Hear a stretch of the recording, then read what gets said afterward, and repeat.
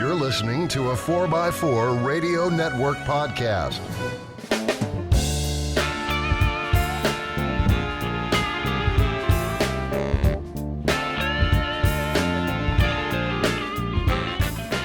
Hey Jeeples, and welcome to another episode of On the Trail with Kevin and Scott. It is your slapstick parts guy helming the controls today on what's sure to be a epic episode of 105 of your favorite Jeep podcast. As always, I'm the slapstick parts guy that is on a continual mission to derail poor Kevin's train of thought until I need him, and then I shut up really quickly. So with that, sitting directly across from me, digging something out of his eye, is going to be... Hi, I'm Kevin. And I'm going to slap the stick shortly, but if necessary. No, I'm Kevin, the engineer, the guy who actually reads the instructions, uses the correct tools when I can, and follows those instructions, and usually get really good results from it. Mm-hmm. And so we are on show, you said 105, with that rather disjointed intro. So disjointed. I think I overfed him lunch. We went down to Wayback Burgers. I don't know if you have them in our areas, but they're a multi-year themed, and they've got a little section that's the 30s and the 40s and the 50s and the 60s and the 70s and the 80s, and the best part is my hand smells like cheeseburger still. Yeah. So while we will share what worked with us as well as what didn't, remember it's always up to you to do your research. Read the instructions and follow them. Please follow them. That usually works better that way. Hey, I actually remembered something. You did. I'm impressed. Other than my Reese cup that's been sitting here for 2 weeks. Well, yeah. Okay. So you and we ended the show last 2 weeks ago with a teaser or two, or maybe three, about... Well, we tease a lot, actually. Yeah, we do. We do. Sorry about that. But, but you wanted to lead off discussing how you... Not me. You have been helping a fellow Jeeper with some purchases and upgrades. Yeah, and actually I want to say a big thank you to Warren because he joined the Jeep life and the Jeep family after driving a full-size Titan, and we got to talking many months ago, and just like anything else, he wanted to trade up, and it's 3 years, he wanted a new vehicle, and he's very astute with his research. He takes his time and looks at things, and he doesn't really go into things, just half into it. He goes whole hog into it. And I made the comment many moons ago saying, man, why don't you look at a Gladiator? Oh, I don't want a Jeep. No, I don't want a Jeep. Okay, well, you say that, but, the Titan that you paid $60,000 for and have now driven off the lot is now worth nowhere near that. Mm-hmm. Jeeps hold their value. You don't really want a full-size truck anymore. You never really use it as a full-size truck. The only thing he hauled was him and his dog.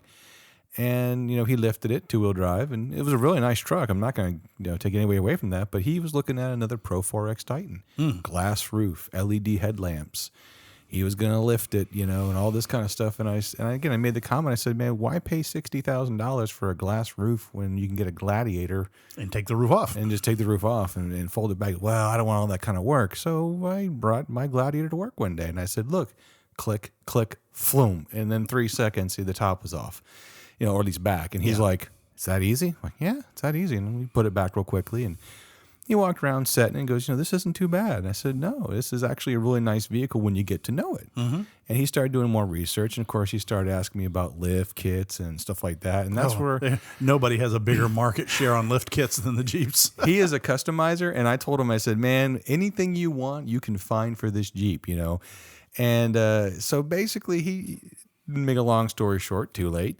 He purchased himself a black Rubicon Gladiator. It's a clone of mine. It is almost exactly as mine, except he has the painted fender options and a couple of option differences. Mm-hmm. But other than that, it is a clone for clone research. And the cool thing is I kind of started doing my own research about things, because, again, before you answered him, you wanted to... like we do. Yeah.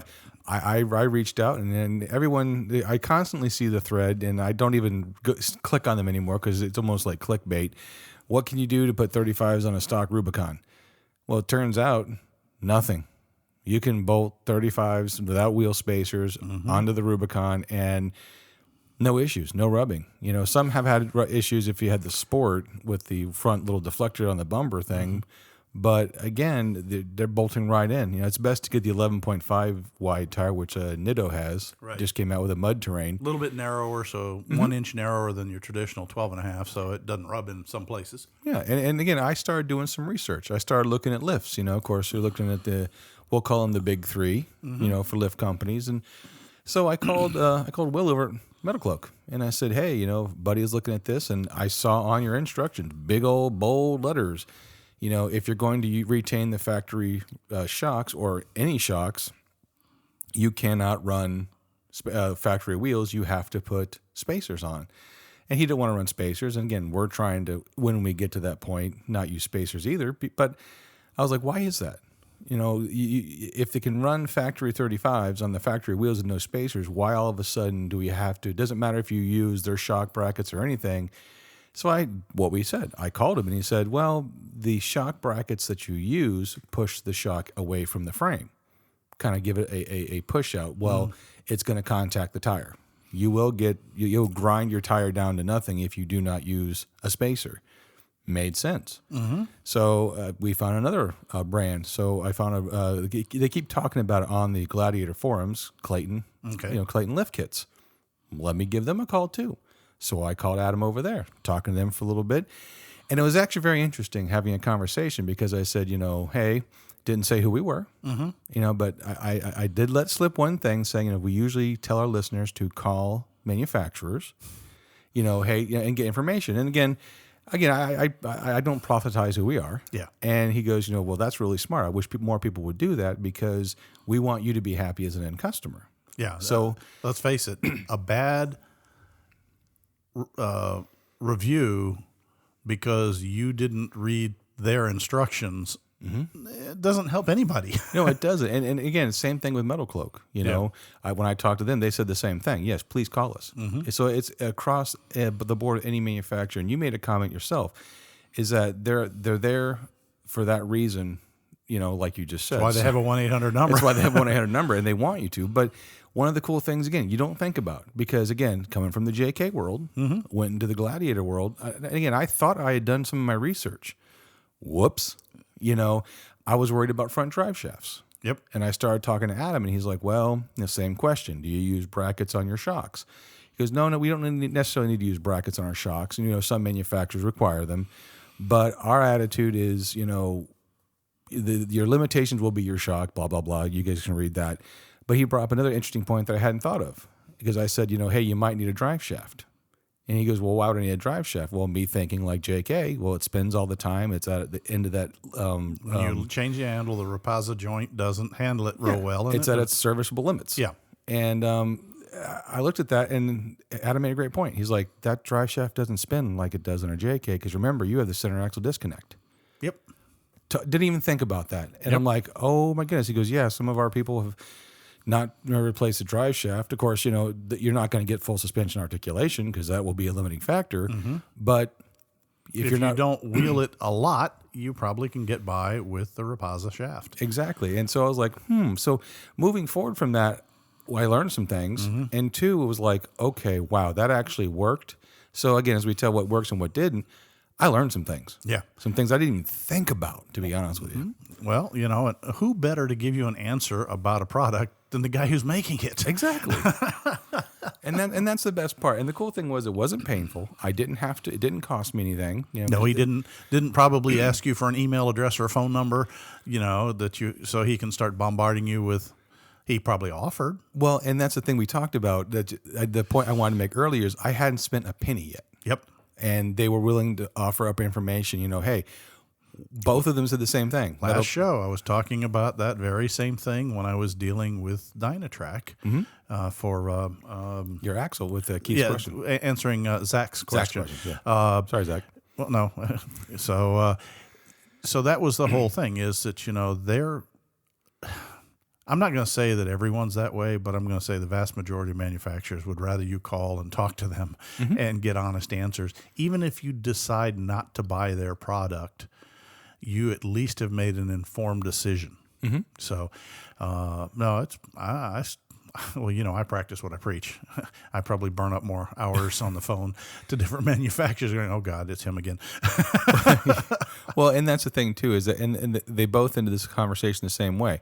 Hey, you have any more questions? Let me know. Here's my email address. Yep. And I walked into this thinking I'm going to need to buy brackets. I'm going to need to buy a drive shaft. I'm going to need to buy all this because, to be honest with you, I'm using my friend's Jeep as a test mule for when I lift the Gladiator. So I got time on my end. Right. He also, like with my LJ, his favorite color in the world is black, and he bought a black Gladiator. Like I bought a red LJ. Yeah, I get it. But he's like, I want to wrap it too. I'm like, good, we're going to use yours. Well, what do you mean? I'm going to learn on yours first. Here you go. We're going to learn, Yep. But again, it's very interesting. So again, I can't say it enough, but make sure you do your research before you look in it. Because had I not called, I would have probably bought a drive shaft and things I hadn't needed, thinking that, I know what I'm doing. Nope. Well, I laugh because if you do, you know that Shane will support us immensely. Of course, especially drive shafts here in Tampa. Will make drive shafts, and I'll repeat this again. I still am blown away. You go online, if you have one of the shall we call it older generation Willys, which uses the pencil shafts, or even the early CJs with the pencil shafts. Those are the little tiny drive shafts that are maybe an inch in diameter, and that's the big piece. Yeah. Shane at Specialty Drive Shaft will repair or build those drive shafts, and he's very open to telephone orders and stuff like that. So if you're out there in the recon market trying to reconstruct these old rigs, and you're sitting here looking at the onlines of, and I'll just give you for instance, I know I looked up the front drive shaft for a 53 CJ3A, and if you wanted to buy one that was supposed to be good, it was somewhere between $550 and $600. Yeah. And we took John's down and dropped it off with Shane. I said, Shane, can you fix this? Shane, and he's like, yeah, why? That was an awful easy yeah. He goes, yeah. I said, okay. Total bill out the door with new parts, new universal joints, replaced the slip yoke spline and slip yoke carrier, both sides of it. Right. Balanced and painted, $250. Yeah. And you have your original part that you started out with. And you still have the original. Now, granted, the slip yoke end, which, goes at one end of the shaft, is replaced because there's no way to re-spline it, the old one. But it's got a Spicer branded slip yoke back on it. And so, it's the same thing the Army would have done had it been shredded. Yeah, pretty much.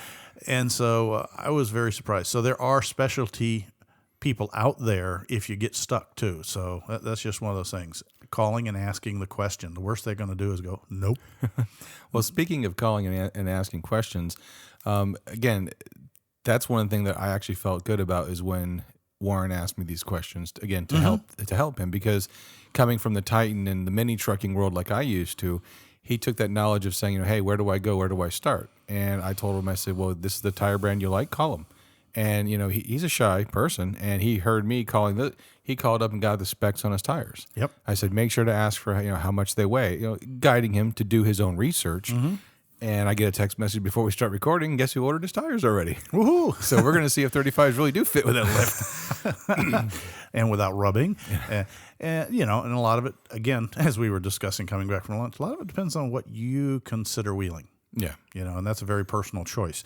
But to get on to our other teaser items, which was kind of the wrench fest we had last time. Yes.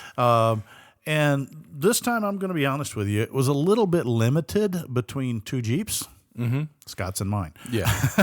And not Dory's, but Scott's and mine. Yeah, I need to show Mike. I've nicknamed him temporarily until we fixed it. It was Clank. Clank, yes. Yeah. Well, it definitely clanked. It could have also been named Drip. It could have also been named... Instead of snap, crackle, pop, it was rattle, clank, and bang.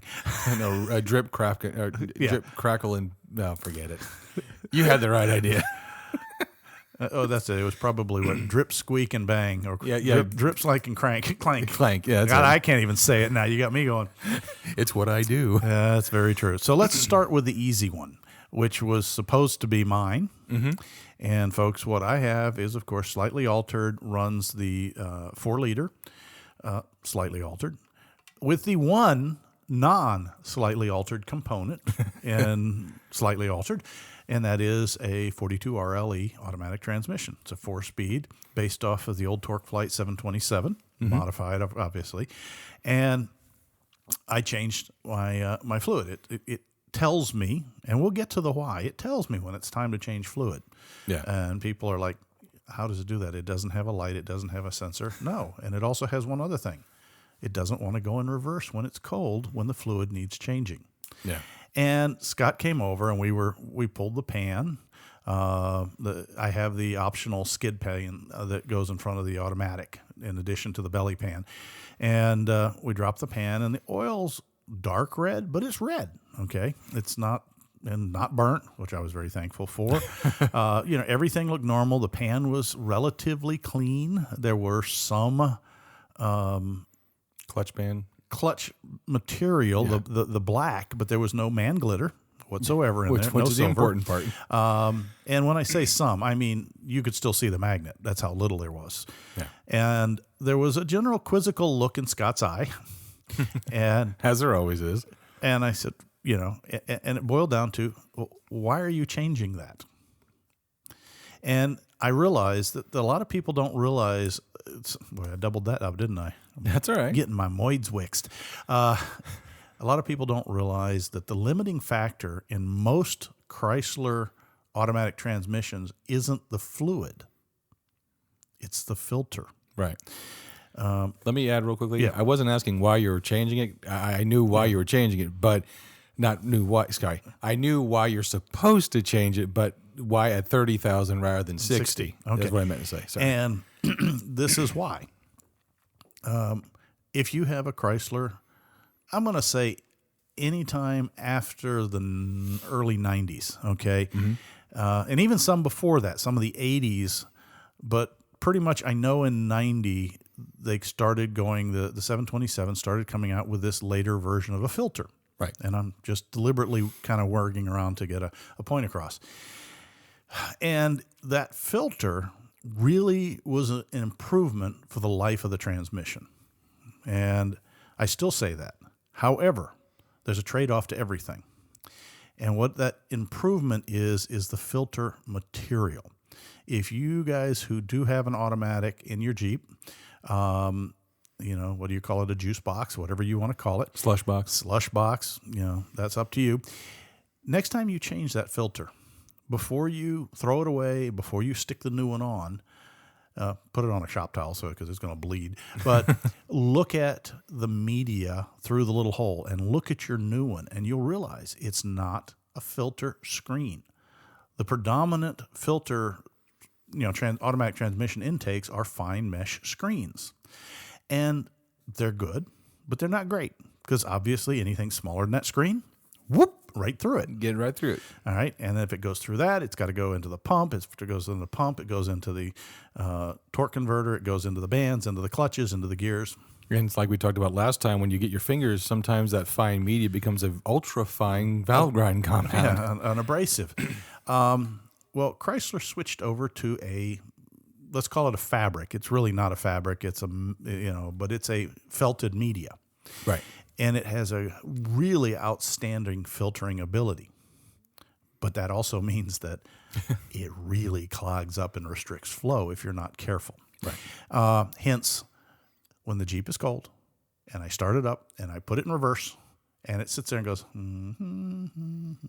oh, you want to go in reverse? Well, yeah, if you insist. Thunk. Right. That's a clear sign that I'm having a harder time drawing the colder transmission fluid up through the filters into the, and filling the accumulator assembly to then drop the clutch in. Now, once it warms up, it's fine. I'm not running it, folks, until it fails. This is just, the hint of a hesitation going into reverse. Because as soon as I change the filters, and while I'm there, I'm going to drain the oil and change the oil anyway. Immediately she goes into gear, smooth as can be, hot or cold, no problem. And so this is a case where the service cycle for the transmission is not necessarily driven by the fluid itself. We all think of, change your oil, it's getting dirty. Right. But it might be, the service cycle might be based upon the life of the filter. And so you look at some of these situations where your service cycle says under extreme duty. Just operating a Jeep is extreme duty. And that's the point, is maybe just driving a Jeep on a 42 RLE. Well, because the 42 RLEs, they've been known to be hot boxes. They have. They are hot boxes. In fact, my temperature gauge dropped after I changed the filter. I don't know. And so for me, that's a simple thing. Now, if you do have a Jeep with a 42 RLE, it's it's 13 bolts. If you have the optional skid pan, add 4. Okay, Yeah. So you got 17 bolts to get to it, and then 2 torque screws to hold the filter on. There's no reason not to change it. Yeah, and you don't need a monkey paw that gasket, which we'll get to later. Yeah. It's just very, very what inch pounds. Yeah, it was inch pounds for the tightness on that. I don't remember off the top of my head, folks, but somewhere around the 45 to 55, 60 inch pounds. Yeah. And we'll get to that, little Scott says, on another subject. So we finished up and then went out and did a test drive on it. Everything was happy. I did have to add a little more fluid. Theoretically, the book says, well, it should be about 4 quarts. Well, a lot of that depends on how long you let it drain. If you're crazy enough to take the filter off and leave the pan off and go, I'm going to go have dinner and then forget it and come back the next day, it might be 6 quarts. Yeah. Because it will continue to drain out of the accumulator. Your torque converter is full of fluid, but it will continue to drain slowly until it's below the level of the main shaft coming through where the seal is, and you can actually lose a lot more. And that's not necessarily a bad thing. You just have to be prepared to add. I had brought in 5 quarts. It took 4.5 to fill mine back up again. And remember that once you do an automatic, you fill it. It's okay for it initially to look low. Get in, start it. Shift it through all the gears, wait until you feel it actually go into gear. So you start with reverse, neutral, drive, first and second, and then back to park. And actually I did it 2 or 3 times, that sequence, because what you're doing is you're pushing out all the air bubbles. And then put it in park and then go check it with it running. And then check to make sure you're between your marks. And that's when I realized when we did it the first time, I pulled the dipstick out and go, it's barely wet at the tip of the dipstick. And it doesn't mean it's not like an engine oil. You don't add a quart. It's not a quart between dipsticks. It's about between a cup and a pint, depending on where you're talking about. So It's little bits, little tiny bits. So mine was not a massive service, but it was an important one. Well, and that's the thing, again, coming from the dealership world. Yep. And this is one thing I want to talk with Kevin about that we talked a little bit about when we first brought up this subject. A lot of times they'll call it a Prendle service or a box of wine, or also known as a machine transmission service. Right. And they use a machine to circulate and pump all 13 quarts of fluid in. In theory. In theory. And I actually did it twice on the JK, The caveat is if you're going to do this, have them do the filter too, because I didn't even think about the filter starvation. Yeah. You when you do a strictly machine flush, and what they do, folks, is they hook up a line on your cooler circuit. They disconnect it from the cooler and put a fitting in between there, and they basically, as the transmission is pumping fluid out, they capture that, and it goes to a waste tank, and they dump fluid in through the same cooler port, into the radiator, and it goes on through the rest of the path. And it does a very good job to a point of flushing out a lot of the contaminants. It does not, and this, Scott, I'm sorry to say this, it does not 100% replace the fluid. Right. Because the new fluid goes in, and you have a bulk area called the torque converter that's full of fluid as it's spinning, and it mixes in the torque converter, and it dilutes the old fluid. Right.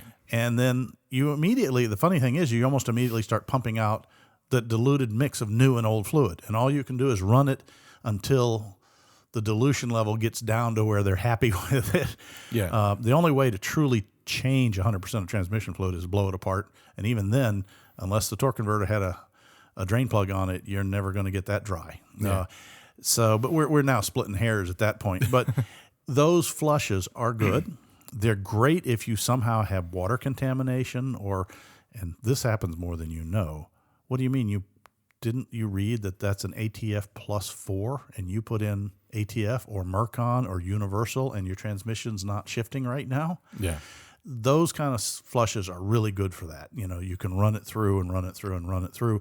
I think it's over 10 quarts of fluid for 100% flush, and it might take 20 quarts to actually flush out to a reasonable level. But they do not change the filter unless you specifically ask for them to drop the pan and change the filter. Knowing that now, again, because the flush saved my bacon with the JK transmission, because 7,000 miles after doing it, the torque converter let go. Now, that wasn't the fluid's fault. No, but you were showing that you had good service records. I had good service records. So the thing that I'm kind of interested in, because the first thing I did is when I got the Gladiators, I read what's the transmission service, because I know on the Charger, it had the same 8-speed transmission. No service records. It was a fill for life, go till it drives bang kind of scenario. I looked at the Gladiator and no service recommendation, which means they're calling it the fill for life. And is that even a removable pan?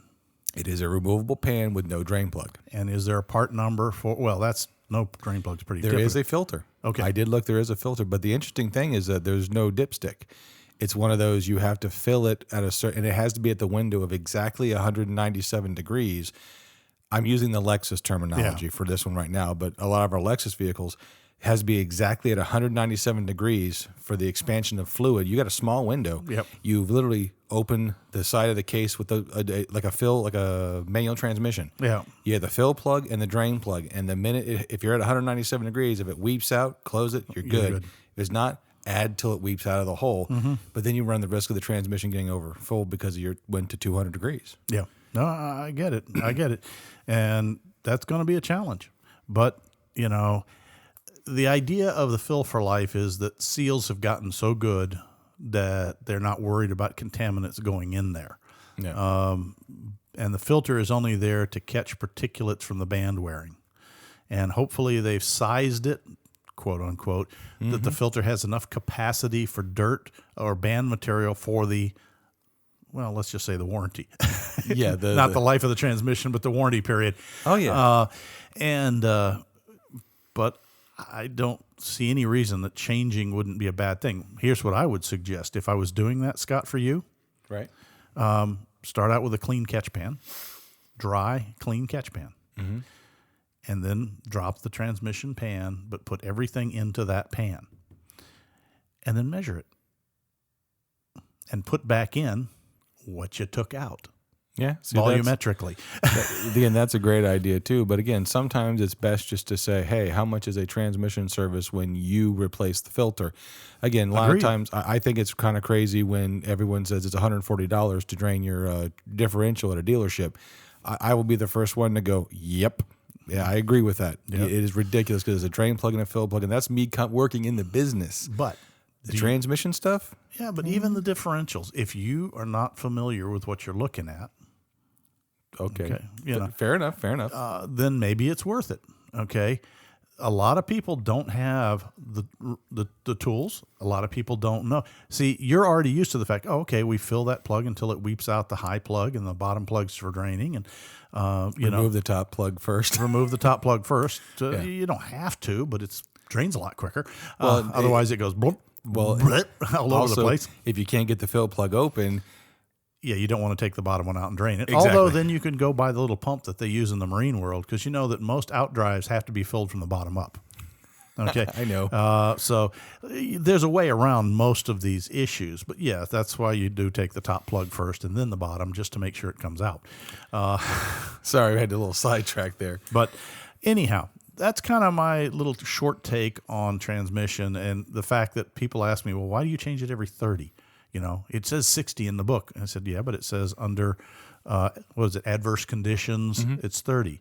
And I said, my Jeep tells me when I've had adverse conditions, it doesn't want to go into, and again, it's not like it just doesn't go in, you rev the engine and it goes clunk. No, it just sits there and goes, let me think of, all right, click, it goes in, and it goes in softly. And now I drive 5 feet and it's fine. Yeah. And all I have to do is change the filter, change the fluids, and that goes away for another 29,000 miles. So that's just my take on the 42RLE and why I do recommend a full filter and fluid change. And it never hurts on any, even with the JK, we had the 3.8. You know what I mean? It had the conventional filter underneath there. It's not a bad idea. It's a couple hours of your time. Yep. And we talked about lift maintenance last time. It's actually, lift maintenance is more evasive compared to something like that. And again, if you don't feel comfortable doing it, I'm sure a lot of shops local in the area will be willing to check it out. Well, that's good. Yeah, they can do that. But and the thing is it gives you eyes on. Yeah. You know, I look down. Scott looked at me funny because I look down as it drained, and I've got my tub, and I'm putting my finger in the fluid. And as he said, I'm rubbing my fingers together. How gritty is it? It wasn't gritty at all. Is it uniform in color? Is there white streaks or foam in it? Is there anything oddball? Is there dark streaks? That tells me that if there's any foam, water's gotten in. If it's white or milky, if it's strawberry colored rather than deep cherry red, like a cherry burgundy, then there's some issues. And so for me, it's a great diagnostics tool. Does it smell? It looks weird. Yeah, you rub your fingers, it's not gritty, and then I smell my fingers, and everybody goes, oh. Ew. Well, I'm trying to see is a clutch burning. Yeah. Because guess what? Rebuilding a transmission with slightly burnt clutches is about the cheapest that you can get because you haven't destroyed the drum. Just the friction material is on its way out. Right. On the other hand, you waiting until there's man glitter floating in the oil and it's, ooh, look at all the silver rainbow in the oil and it's burnt black. Start looking for a core in the junkyard. That's what we talk about. Like when it comes to changing gear oil and changing oils in general, fluids are cheaper than rebuilds. Yep, by far. Yeah. By far. So after we finished, excuse me, you got a frog in there. Hey, Kermit. Yeah. Kermit, After we finished up the trans on me, we grabbed lunch, and then we started Scott's little delayed project. Let's just put it this way. The supplies he brought, he had to take outside and blow the dust off. They've been sitting so long. Over a year in my garage. But see, here's the interesting thing that I want to bring up is that not only does my Jeep go by many names, Exxon Valdez was one of them. Yes. So when we did the clutch, we looked up and we saw the Niagara Falls of oil coming from the back part of the valve cover. I'm like, yeah, I'm going to have to address that. And Kevin goes, didn't you already buy the gasket? Yeah, same time I bought the oil pan. Yep. And we just had an archaeological dig on the dust on the oil pan box. I'm like, yeah, hush. You don't have that part number, do you? Yeah, it's like 1. No. I'm talking about for that head valve cover gasket. I do not. Okay. It ended in it was a Felpro VS something, but ended in G for the grommets. That's the key. That's the key, folks. What we're going to talk about here is not so much about the valve cover itself. Okay, gaskets on valve covers, particularly on long straight engines that sit at weird angles. Like if you ever looked at your Jeep engine, it's tail low. Oil pools at the back of the valve cover. The drain holes are a little bit forward. They don't sit right there back at the back of the casting of the head, because that's where it seals to the engine. So, yeah, of course. So there's a lot of oil there. There should be no pressure because your PCV system should be evacuating the gases, but it's a constant pool. And oil is engineered to creep into tight spaces. That's how it lubricates things, right? Mm-hmm. So I think your doorbell's went off. On that thought, we'll pause while I check the door. Yeah. Oil we cooling were talking. at the back. Oil cools at the back of the head. All right.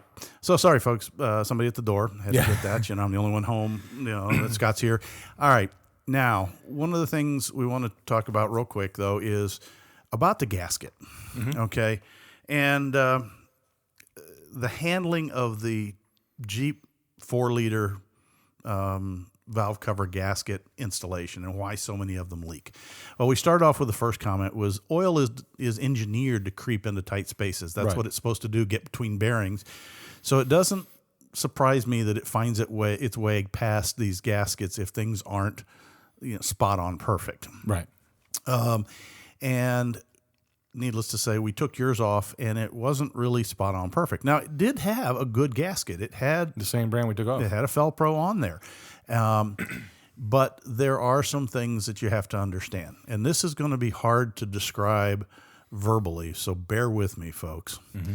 When you look at the bolts that hold the valve cover down, the first thing I'm going to say is the bolts don't hold the valve cover down. Right. And that's going to confuse everybody. They go into what looks like a washer, a cup washer. But if you take one off, you'll see that it's not a washer. It's a little pipe, a flared top piece of pipe. That's the only way I know how to describe it. Right. About a 1/4-inch tube. I think it's about 3/8 of an inch long. And it comes up and flares out into that cup washer shape. That's all one piece of steel. Mm-hmm. All right. The bolt is tightened down until that little, think of it as a mushroom with a hole through the middle. How's that Almost work? like a crush sleeve, too. Yeah. And the bolt goes through the middle of that. And when you tighten it, all you're doing is tightening that tube down to the cylinder head. Mm-hmm. What holds the valve cover down is the little rubber donut that's underneath. When you look at that domed washer, you'll see there's a little black, looks like a rubber washer. Mm-hmm. But and again, it's not exactly what it appears. It's not just a rubber washer. It has its own little sleeve that fits through a pretty large hole in the valve cover with little cleats that kind of lock it onto the bottom side of the valve cover. It's the fact that that washer, once you seat that little tube washer, upside down mushroom, whatever you want to call it, when it's tight to the block, the rubber washer pushes down just enough on the valve cover to then have the valve cover push down on the valve cover gasket. So you have a sandwich here. Mm-hmm. And it came in about, as I understand, I found some literature from way back when, that people were, in fact, with cork gaskets particularly, over-tightening valve cover gaskets. Right, and crushing them. Causing them, the cover itself to distort. And so you came up with this, Chrysler came up with this system, actually I think it was AMC that came up with it, where it's a controlled pressure system. You cannot apply more pressure to the valve cover, and hence the valve cover gasket, than what the little donut, will apply. And so, and you limit what you can apply to the donut by the fact that you've got that little sleeve that stands off the bolt. If you don't replace that donut, and the cheap valve covers, and even some of the better ones let you order them without replacement donuts, that's already given up its elasticity. Yes. And therefore, you can't tighten the valve cover gasket enough to not leak. You can do everything perfect, and it will still leak because you're not clamping it down. And then going to those things and ugga-dugga on them, thinking you're making them tighter, all you're doing is flattening the little tube and washer combo. Yeah, which doesn't make it tighter. Which does not make it tighter. If you do your own and you take the valve cover off, when you pull the bolts out, after you get the cover off, you can pop that assembly out and take your fingernail in there and work that washer off, and you'll see what I'm talking about what this washer really is not a washer. It's a tube with a flared head, and you can grab a new one that comes in the kit. Mm-hmm. Make sure you get the donut washers. You'll see they've got little teeth on the bottom on one side, and the other side's kind of flat. But you'll look at it, and Scott, you can post on our Instagram page the picture before and after. Mm-hmm. And when I did that, I showed him to him. He goes, "That is a big difference." Oh, wow! Yeah, and that's the huge difference in getting the 4-liter valve cover to actually seal. It doesn't take any RTV. Mm-hmm. It doesn't take any mystery. There is one trick that I will say that we used on yours. Yep. Because you are working with a silicon gasket with only very moderate clamping force, you need to make sure that that silicon gasket gets comfortable. I don't know how else to describe it, that it doesn't get pushed one way, pushed the other way. It needs to settle down and be squished evenly. And the best way to do that is I've put a very, very, very thin coat of grease all the way around on both surfaces of that gasket. I just took my fingers, got some, dip them into the little cup of grease and run it around like I was pulling pizza dough around the edge. And you really couldn't see the grease on the gasket material, could you? No, but you could tell it was slippery. It was there, yeah. And what that allows it to do is when you drop the gasket over, the better ones are on a very thin sheet metal frame that holds the silicon materials. And there's 2 alignment pins in the head that go into 2 holes in that frame. And it keeps it in the general vicinity, but it's not perfect. There's some give, and it lets it move around. So then you can put your head assembly together, your valve cover assembly together, get it worked past the coolant lines, past the ground connector, Past the back wiring in the back. yeah, all of that stuff, and drop it down. And then it is critical, absolutely critical, to finger start every single bolt. Do not tighten any of them until they're all there. And then I had Scott go around and just start with a small, I don't know if you guys have seen ratchet wheels. It's the head of a ratchet wrench, but no lever arm, just a wheel around it. And you just... It's like a Bolt UFO. Yeah, exactly. And we actually used a 1/4-inch drive. Yeah. And then just to show meat paws here, I got out my inch-pound torque wrench. And it's funny, in this case, even my inch-pound torque wrench was kind of too big. Yeah. But I was able to set it to 55 inch-pounds. And he started off on a loose bolt, so it's just turning and turning and turning and turning and turning and turning. And he's kind of looking at me like he's getting worried. And then all of a sudden it started to draw up. And then he reaches over to give it that big Titan pull, and it goes clunk. He just touched it, and he goes thunk. And he kind of looked at me, and I said, yeah, go ahead. Thunk, thunk. And he's like, that's it. That's it. Thunk, thunk. Yeah. And we went all the way around and then back checked them, and they were all 55 inch-pounds perfectly. And it doesn't leak.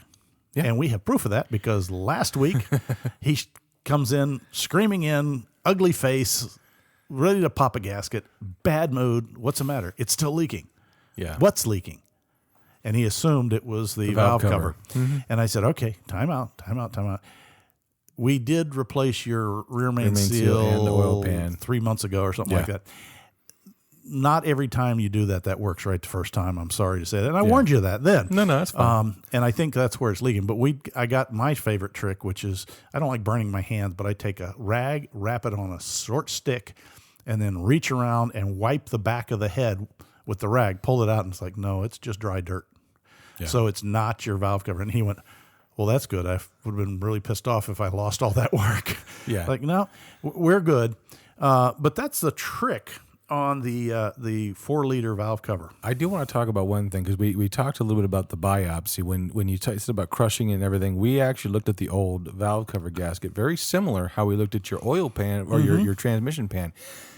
And people would go, well, why are you staring at the old gasket? It's dead. Kevin, you were actually able to see where you tightened a little too tight. And then, but not by much. And then you see that you were starting to weep. Yep. That was on my transmission. Yeah. And we found a notch in yours.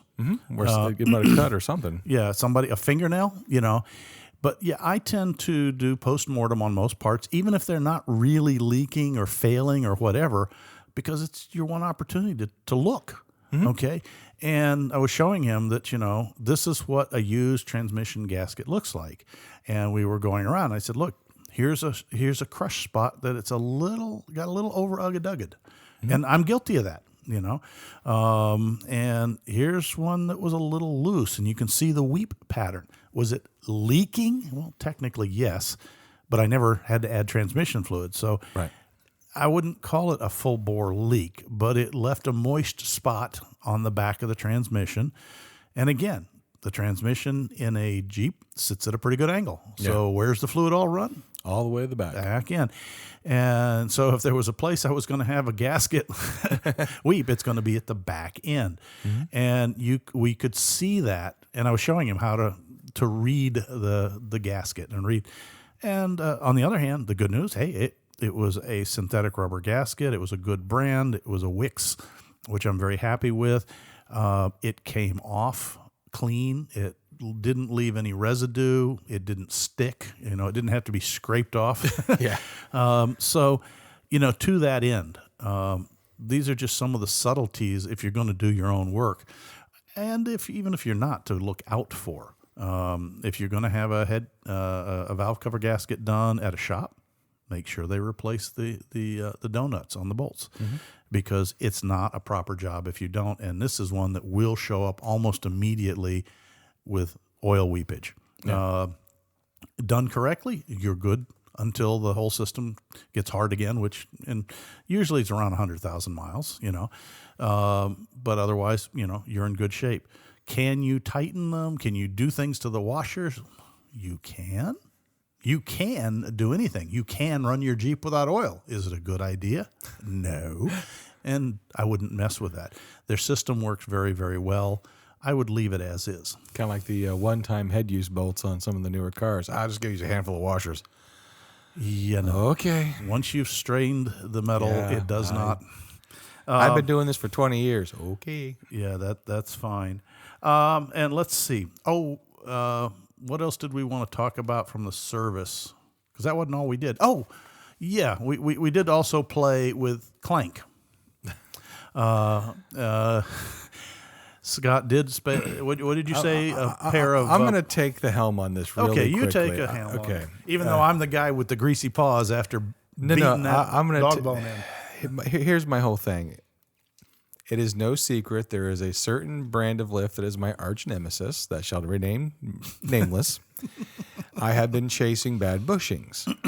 And you're losing the race, let me tell you. Yeah, chasing. I only have two. I have one. If you look at the Instagram account with my steering stabilizer bushing. But so 4 months ago, I'm driving and I hear clunk, clunk, clunk, clunk. I'm like, oh man, my shackle's loose. Nope, my shackles on the back of the Jeep. On the back of my Jeep, I did the off-road shackles on the bumper. Oh! I thought you were talking about leaf spring shackles. No. And of like course, on your YJ. and I go, oh, wait, the shackle. Oh no! And because I remember when we rebuilt the front end. Yes, I grabbed the back of the bumper. I went clunk, clunk, clunk. I'm like, no, because we'd spent all that time getting rid of the clanking noises. Yep. That were driving me crazy to now have a left rear clank, clank, clank, clank, clank. And those who are asking why is the right rear replaced? Well, that was when I got rear-ended by the drunk driver. Yeah. But anyways, so what really makes me angry is I have an extra shock of that same brand with new bushing somewhere in the storage unit. But it's buried deep. So that's why I bought $12 and bought 2 new bushings. $12 isn't too bad, but we did. For those that have ever done rear shocks on a TJ, you know what I'm talking about. There are 2 captured nuts up in the body, tucked in behind the corner of the gas tank that Scott. That's why he lived with that noise for a while. Yeah. Because there was this trepidation of taking those bolts, because they have a wonderful way of going snap, bzzz, I'm going to hold on to your bolt and spin freely. For the rest of eternity. Well, and there's some tricks to getting that off, but yes. So we were fortunate. We were able to, they came free with a little blast of impact, impetus before things let go. Yeah. And then get the bottom off, and then going, okay, in the act of removing the lower bolt, the lower bushing went, yeah. I was like, I thought we were doing the upper. He says, oh, we are. There's just nothing left.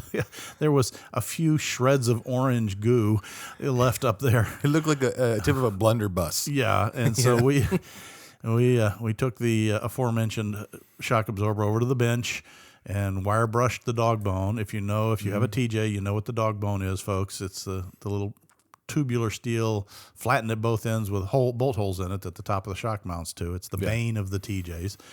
And greased it up, and then trying to hold on to this greasy dog bone.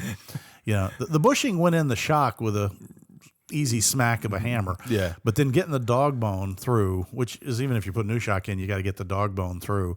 That was took several tries, a few choice words, a proper application of blue crystal blue persuasion. Yeah, and But then what was really funny was the bottom. So after all that, we got the top dog bone in, and I'm sitting here kind of wiping the greasy hands, and we got to put the bottom one in. And I said, oh yeah, I shouldn't clean my hand off. Let me, and I'm put it up there, and he goes, okay, so you're gonna get the clamp again and see if you can press it. And I said, no. Took the mallet, went whack.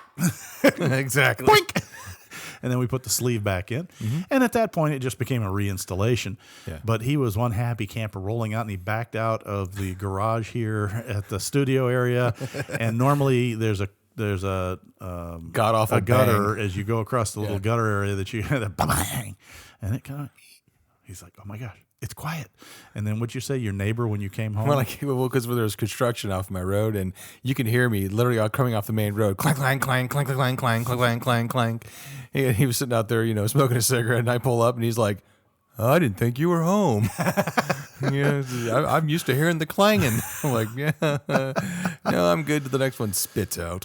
Well, anyway, folks, the point of these is neither of these were these big rocket science build issues, okay?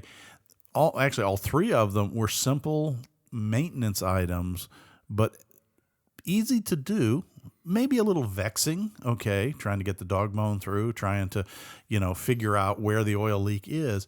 But if you take your time, proper application of new parts, Proper applications of a rubber mallet. yeah, well, and then following the instructions in the service manual for Torx, you can fix all these things yourself. And now we made a day of it. I'm not going to kid you.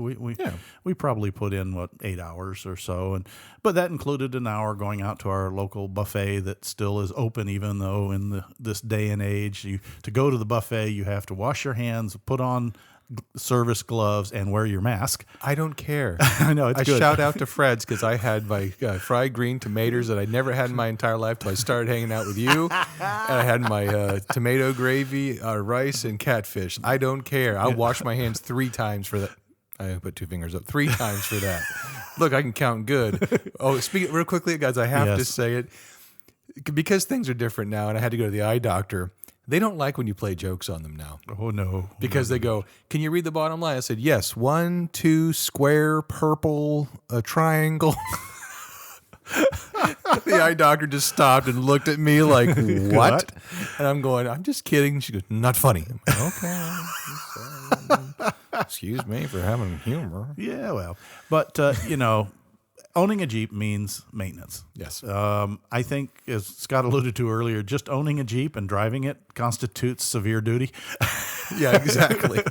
Well, and that's funny because, in the owners, because I always read my owner's manual, and I know everyone's going to go, oh, man, read your owner's manual, nerd. Yeah, I do. And we always had, when we sold an engine at work, it said, warranty is only 12 months or 12,000 miles for police, fire, or taxi. I don't know, pencil in Jeep. Yeah, isn't that the truth? Isn't that the truth? And I'll say that my 42 RLE has 140,000 miles on it, and it still shifts and runs good. It could blow up tomorrow, but it's already made a very impressive record for being a trail transmission. And so we're looking at some other projects. Scott's Jeep, we were talking about power steering pumps. And yeah, that's one thing we found that we'll tease a little bit is we were trying to chase down another clunk clunk I had somewhere else, and I thought it was somewhere else, and Kevin goes, do it again. Clunk, clunk, clunk, clunk, clunk. It's your box. I'm like, no. Yeah, well, you have, like I did, the Mercedes box, which is not a bad steering box, not by the least, but it's an expensive box to replace, and it is subject to wear. And you have how many miles on? 155. So mine needed to be replaced somewhere around 90. Mm-hmm. Okay, so you've gotten a lot further than I have. Now, he's fortunate for one reason. Guess what I have sitting under the bench? A brand new conversion box to the Saginaw, the Saginaw style box for the later model TJ. So the case has been modified and tapped to fit the Mercedes mount without a adapter plate. So it bolts in just like the factory box, but it's a Saginaw. He does have to get, and when you start talking about it, a shorter, the older TJ steering lower shaft. Yeah, 97 or 99, I think. And that's fine. Actually, I think it goes all the way up to 02 before the Mercedes box came in. But regardless, I just bought a new one. That's a replacement available part. It wasn't that expensive. No. And then he started, well, do I need hoses? Do I need a pump? And I said, well, do pumps? And he asked what you said. Do pumps wear out? Do pumps fail? Yeah. And they do wear out. And that entailed me taking one of my junk things in my junk bin. I said, oh, here's a pump. And we opened the case. Did a biopsy. And I showed him how the vane pump of that works. Now, truthfully, they're about as indestructible as they can go. They run for frickin' ever, but they do wear out. They do have a high wear component in the impeller blades. More than the impeller blades, I showed him in this pump that looked good, looked like it had good blades, but whined like crazy, was in the orbit. That's what the little oval hole that the blades run in is called. It's the orbit. There was a big rust pit. And it didn't have rust in it, but you could tell that it was a cavity. So every time a blade went over there, the oil that was high pressure on one side of a blade shot over to the lower pressure side, not making it out to the steering column. Right. It probably cavitated. And, of course, at the rate those things turn and the number of blades in there, that was a constant squeal. So they're not really that terribly expensive. And we talked a little bit about the fact that you have pressure and you have volume, and most people want higher pressure pumps, and that'll drive the manufacturers crazy because it ain't the pressure. It's the volume. It's the volume. And so as we get into doing his, we will bring you that whole story when we swap out his box, look at the pump, see if we've got to replace it. And the only thing I'll tease you with on that is the pumps. Jeeps use a different bodied pump. The regular auto version will fit, and the auto stores will sell it to you. But the Jeep body has reinforcing ribs in it, and you got to get that. Or when you tighten the pump onto the Jeep mounts, bing, crack, and it pees. Ask me how I know. So with that, I think we're like at 60 minutes right about now. You mean 60? Yeah, 60 minutes. Yeah. Yes. Jeez Louise. Who's the engineer on this show, Bucko? Hold on. We talked about this earlier. You had the piece of paper on the wall. Literally. I said I had a piece of paper on the wall too. It just says I went training when I did Showbiz Pizza Place when I was like 9. Regardless, folks, this is run long enough and been a pretty tech intensive show. I hope it's helpful for those of you who got the TJs that like to leave marks from their spot like a Harley. And of course, Scott always says, if it doesn't mark its spot, check it. It's probably out of oil. And that was actually kind of scary because when I checked my oil, I didn't see a spot. I'm like, oh no. So I go down and buy the 2 quarts of oil, walk upstairs, and true to form like I am, pull the dipstick out. It was full. I'm like, cool, fixed itself. Just sit back in. And on that note, I'm not lying. I actually said that out loud. I think we've done enough out loud talking. I would say it's time to lock Cubs and hit the trail, wouldn't you? Yeah, well, we got to put the Jeep before low first. Yeah, we do. We need to make sure we take nothing but pictures, memories, and our trash when we leave the trail. Take your trash. We do want to have a trail open for our kids and our grandkids. Exactly. And should you have a question for Kevin or myself, onthetrailpodcast@gmail.com. All right. Bye, guys. Bye. Proceeding has been provided for entertainment only. Proper service and repair procedures are vital to the safe, reliable operation of all motor vehicles, as well as personal safety of those performing those repairs. Standard safety procedures and precaution, including the use of safety goggles and proper tools and equipment, should be followed at all times to eliminate the possibility of personal injury or improper service which could damage the vehicle or compromise its safety. What he said. Thanks a lot for listening, guys. You guys have a great day. Bye.